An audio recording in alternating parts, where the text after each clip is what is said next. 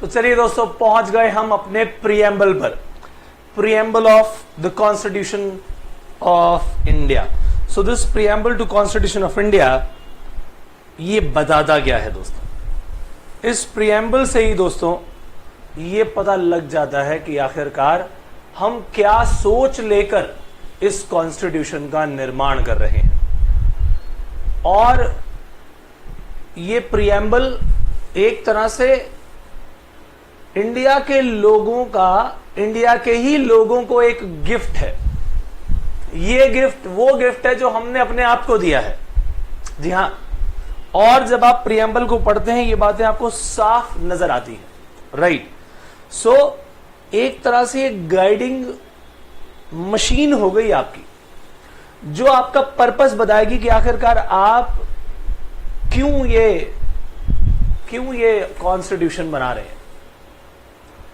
ये वो प्रिंसिपल्स को बता देगा जिन प्रिंसिपल्स पर आपका पूरा का पूरा कॉन्स्टिट्यूशन बेस होने वाला है, right. So preamble to constitution of India is a brief introductory statement that sets out the guiding purpose and principles of this document, right. तो पहले से ही आपको एक इंट्रोडक्शन दिया जा रहा है कि आखिरकार हम क्यों इस पूरे के पूरे कॉन्स्टिट्यूशन को बना रहे हैं, उसका पर्पस क्या है, उसके प्रिंसिपल्स क्या है, वो सब यहां से आपको नजर आना शुरू होते हैं। ये पेरिफेरी डिसाइड करता है कि हमारी सोच ये है, अब इसको लेकर के आप जहां तक जा सकते हैं जाइए। आइए देखिए दोस्तों, हमारा ये प्रीएम्बल टू द कॉन्स्टिट्यूशन कहता क्या है। शुरुआत में ही आपको आनंद आ जाएगा पढ़ के। We the people of India, यानी ये लोग, हम लोग, इंडिया के ही सिटीजन्स, हम खुद ये काम कर रहे हैं, खुद लिख रहे हैं। सोलमली रिजॉल्व्ड, यानी खुद अपनी इच्छा से,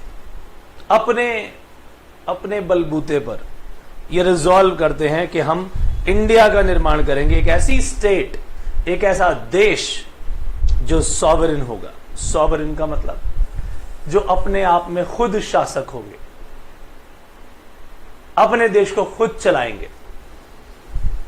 सोशलिस्ट होगा, सेक्युलर होगा, डेमोक्रेटिक होगा, रिपब्लिक होगा। इन सब वर्ड्स के बारे में दोबारा से डिस्कशन भी होना है। सो सोशलिस्ट सोसाइटी के लिए, सेक्युलर किसी एक धर्म के ऊपर बेस्ड नहीं होगा, सर्वधर्म संपन्न होगा हमारा ये देश। डेमोक्रेसी होगी, लोगों का राज होगा। और रिपब्लिक कोई मोनार्की नहीं होगी, कोई हेरिडेटरी नहीं होगा कि एक राजा है तो उसका जो वंशज होगा वही अगला राजा बनेगा, ऐसा नहीं है। तो कहीं से भी कोई भी जो लायक व्यक्ति होगा ना, वो आगे आकर के इस देश का निर्माण कर सकता है, और इसी को हम कहते हैं रिपब्लिक। और क्या सिक्योर करना चाहते हैं हम अपने सिटीजन्स के लिए कि हर एक व्यक्ति जो यहां पर रहता हो, हमारा सिटीजन, उसको जस्टिस मिले। किस तरह का justice? Social, economic and political, हर तरह का जस्टिस उसे मिले। लिबर्टी हो उसके पास सोचने की, अपने आप को एक्सप्रेस करने की, जो वो बात जानता है उसको एक्सप्रेस कर सके। बिलीफ, अपना किसी भी चीज को मानने वाला व्यक्ति है तो उसको माने। भाई तू एक पर्टिकुलर रिलीजन को मानता है, मानो उसे। फेथ है आपका उसमें, वर्शिप के लिए आप वर्शिप करो, आपको खुली छूट है। लेकिन ये सब चीजें पॉजिटिविटी को लेकर आनी चाहिए दोस्तों। खुली छूट का मतलब यहां ये नहीं होगा कि आप किसी और रिलीजन के अगेंस्ट काम करें, दैट इज नॉट अलाउड। हां, आप अपने रिलीजन को जितना चाहें श्रद्धा से पूछिए, इक्वालिटी मिले। आप कहीं से किसी भी कलर, क्रीड, कास्ट, रिलीजन पर कोई भी भेद नहीं किया जाएगा। इक्वालिटी होगी, स्टेटस की भी और अपॉर्चुनिटी की भी। आपसे यह नहीं पूछा जाएगा कि आपकी जाति क्या है। जब गवर्नमेंट की कुछ जॉब्स निकलेंगी तो जो वीक सेक्शन है जरूर उसको सपोर्ट करेंगे, लेकिन आप जहां से भी हैं आपका वेलकम है। क्यों? क्योंकि आप इस देश की संतान हैं। फिर and to promote among them all fraternity assuring the dignity of the individual and the unity and integrity of the nation। एक पूरे के पूरे देश में जो भी व्यक्ति यहां रहता है वो एक सम्मान के साथ जिए, राइट, एकता के साथ जिए, इंटेग्रिटी हो उनमें। तो भाई मिलजुल कर रहने वाला ये समागम बनाया, किसने बनाया? हम सब लोगों ने। We the people of India, we are giving this constitution to ourselves। हम खुद ही ये काम करते हैं। और हुआ कब? 26 नवंबर 1949, 26 ऑफ नवंबर 1949 ये पास हो गया था दोस्तों, राइट। अब इसमें क्या, 26 जनवरी 1950 को ये लागू हुआ। क्यों लागू हुआ भाई? इतना इंतजार किस बात का? हमने आखिरकार नवंबर 26 से लेकर के 1949 से दिसंबर, उसके बाद जनवरी, ऐसा क्यों किया? ऐसा क्यों किया जानते हैं आप? इसके पीछे भी एक कारण था दोस्तों। स्वराज मेरा जन्म सिद्ध अधिकार है, तो जो पूर्ण स्वराज की बातें कही थी वो 26 जनवरी के दिन कही गई थी, इसीलिए इसको लागू करने की डेट भी 26 जनवरी चुनी गई दोस्तों, राइट। सो पूरी नेशन अडॉप्ट करती है इसे, इनैक्ट करती है और अपने आप को ही इसे देती है, to give to ourselves this constitution. और ये लैंग्वेज ऑस्ट्रेलियन कॉन्स्टिट्यूशन से ली गई कि हम अपने आप को ही, ये पूरी प्रजा जो है अपने आप को ये पावर देती है, राइट। कितनी बढ़िया लाइन से। और ऐसा नहीं एज इट इज उठाया, अपनी जो भी चीज हमें लगी वो चीजें हमने इसमें अपनी ऐड भी की, राइट। बट ये लैंग्वेज इतनी सॉलिड थी कि लगा कि हां, इसको पढ़ने के बाद बार बार ये लगा कि हां, ये जनता ही है जिसने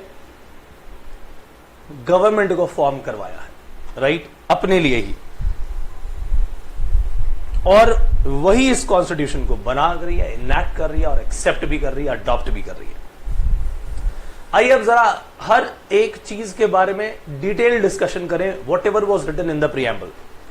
सो the first words of the preamble, we the people, देख रहे हैं आप कितने स्ट्रॉन्ग वर्ड्स हैं। हम, ये हम जो है, ये वी जो है, ये एकता को शो करता है, यूनिटी को शो करता है। It signifies that power is ultimately vested in the hands of people of India. जितने भी लोग हैं वो अपने आप को ही ये कॉन्स्टिट्यूशन दे रहे हैं, यानी उन्हीं में पावर है ये। अच्छा, अमेंडमेंट जो प्रीएम्बल में हुई है वो केवल एक बार हुई है आज तक।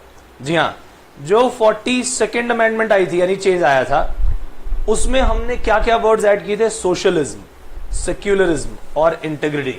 इन वर्ड्स को हमने अपने इस 1976 ईयर में अमेंड किया था। ये अमेंडमेंट केवल आज तक प्रीएम्बल में एक बार हुई है दोस्तों। आपके क्वेश्चंस के लिए बहुत इंपॉर्टेंट पॉइंट है ये। आज तक केवल एक बार हुई, कब हुई? 1976 में। और इस अमेंडमेंट का नंबर क्या था? 42nd। कौन कौन से वर्ड्स ऐड किए थे? SSI, socialism, secularism and integrity, right. अब जो जो हमने बातें सॉवरेन पढ़ी, सेक्युलरिज्म पढ़ा, उन सबको जरा एक बार देखा जाए। A brief description of these concepts are as follows. किस ऑर्डर में? जिस तरह से प्रीएम्बल में वो आते हैं उसी ऑर्डर में हम बात कर रहे हैं। पहले सॉवरेन आता है, इसका मतलब क्या है कि हम खुद ही शासक हैं। तो जिस तरह की पॉलिसीज, चाहे इंटरनली हो अपने ही देश में, चाहे दूसरे देशों से, यानी एक्सटर्नल पॉलिसीज हो, वो सब करने के लिए हम स्वतंत्र हैं आपस में। सो सॉवरेन मीन्स हम खुद ही शासक हैं। It means free to follow internal and external policies. Secular, किसी एक पर्टिकुलर रिलीजन को प्रेफर नहीं किया जाता यहां, राइट। सोशलिस्ट, सोशलिस्ट का मतलब सोसाइटी के पास पावर है, कुछ गिने चुने चुनिंदा लोगों के हाथ में पावर नहीं है। वो राजा महाराजाओं के जमाने नहीं रहे अब, right? So no concentration of power and no concentration of money should be there. Democracy यानी डेमोक्रेटिक, ये चीज इसमें ऐड की गई कि हम खुद ही, यहां के लोग ही अपने रिप्रेजेंटेटिव को चुनेंगे और ले जाएंगे उसे पार्लियामेंट तक, राइट? वहां वो बैठ के जो भी लॉ बनाएंगे वो हमारे देश के लिए, हम सबकी भलाई के लिए होंगे, राइट? सो डेमोक्रेटिक, इसका मतलब यहां क्या हुआ? It is ruled by which is elected representative of the people of India. जितने भी लोग हैं वो जो इस पूरे के पूरे देश पर शासन कर रहे हैं दोस्तों, उन्हें उस कुर्सी पर, उस जगह पर बिठाने वाले इस देश के ही लोग हैं, राइट? फिर रिपब्लिक, यानी यहां कोई हेरिडिटरी, ऐसा नहीं है कि एक राजा है तो उसका बेटा ही आके अगला राजा बनेगा, ऐसा नहीं है। कोई भी आकर के काबिलियत होनी चाहिए। जैसे प्रधानमंत्री हमारे श्री नरेंद्र मोदी जी बोलते हैं कि कितनी बड़ी ताकत है दोस्तों, कि आप देखिए कि एक समय में चाय बेचने वाला व्यक्ति वो आज देश के प्रधानमंत्री हैं हमारे, वो खुद कहते हैं।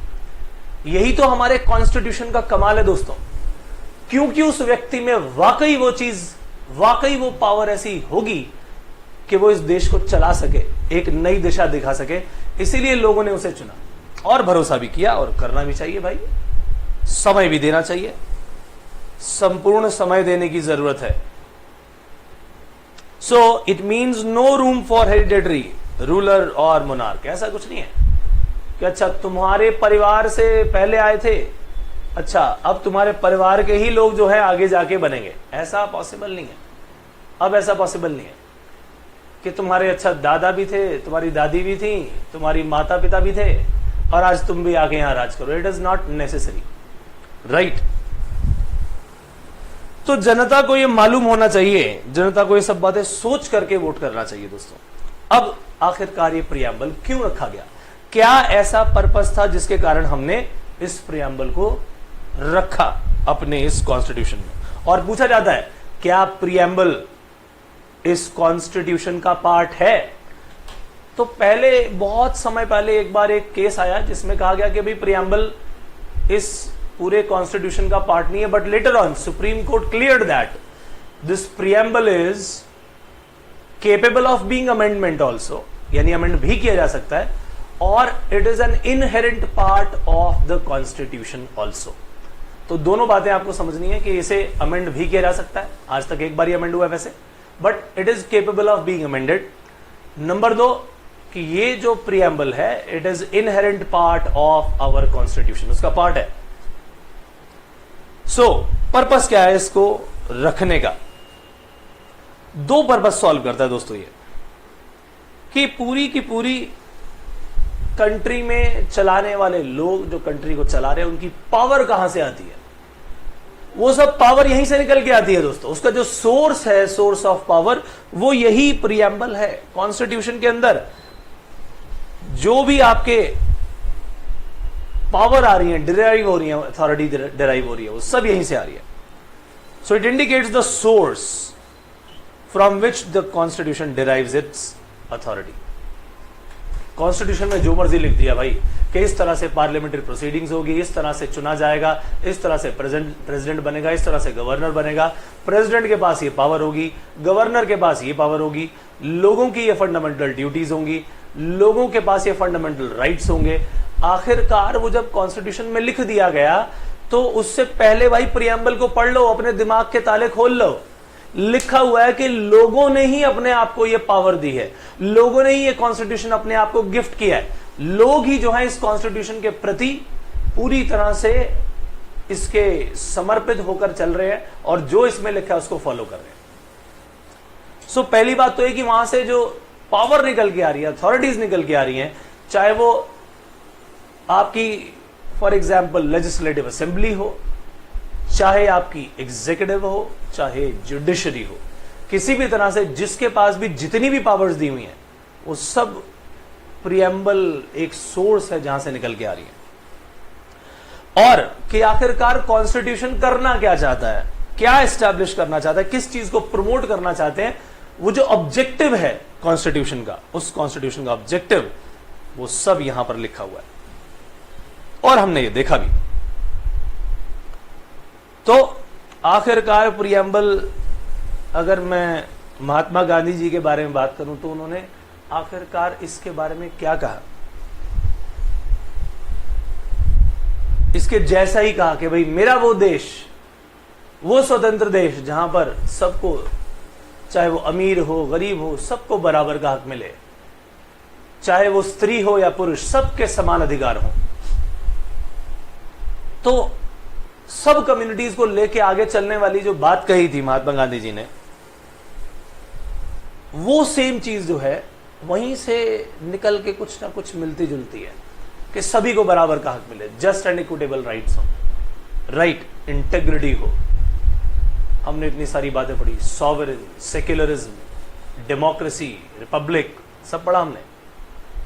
सो the preamble seeks to establish what Mahatma Gandhi described as the India of my dreams, कि मेरे सपनों का भारत कैसा हो। An India in which the poorest shall feel that it is their country, in whose making they have an effective voice. Effective voice का मतलब क्या हुआ कि आप खुद अपने देश को चलाएंगे, right? An India in which all communities shall live. It should be live, shall live in perfect harmony. There can be no room in such an India for the curse of unsociability or the curse of intoxicating drinks and drugs. यानी वो India जहां पर अनसोशेबिलिटी, इसके लिए कोई जगह नहीं है, इंटॉक्सिकेटिंग ड्रिंक्स और ड्रग्स के लिए कोई जगह ना हो, राइट। वुमेन है, उनको बराबर का हक मिले जैसा कि एक पुरुष को मिलता है। तो दोस्तों, हमारा प्रियम्बल जो है वो अपने आप में इतनी डिफाइनिंग पावर है, अपने आप में एक ऐसा सोर्स है पावर का जो पूरे कॉन्स्टिट्यूशन के लिए एक टोन सेट कर देता है कि हमें जो भी करना है वो इस दिशा में करना है, right. So my dear friends, ये था हमारा सेशन प्रियम्बल से जुड़ा हुआ। हमने बहुत इंपॉर्टेंट बातें इसमें पढ़ी, उसके कंटेंट्स को देखा, ये भी देखा कि उसे अमेंड भी किया जा सकता है, ये भी देखा कि इसी प्रियम्बल को हमने डिटेल में, उसके अंदर एक एक वर्ड को हमने वन बाय वन उसकी डिटेल्स को भी सोचा समझा, और हमने इस प्रियम्बल को अंत में देखा कि उसका आखिरकार पर्पस क्या है। तो माय डियर फ्रेंड्स, ये वाला हिस्सा हमारा यहीं समाप्त होता है। हम फिर मिलेंगे अपने अगले सेशन के साथ, तब तक के लिए मुझे इजाजत दीजिए, बाय बाय।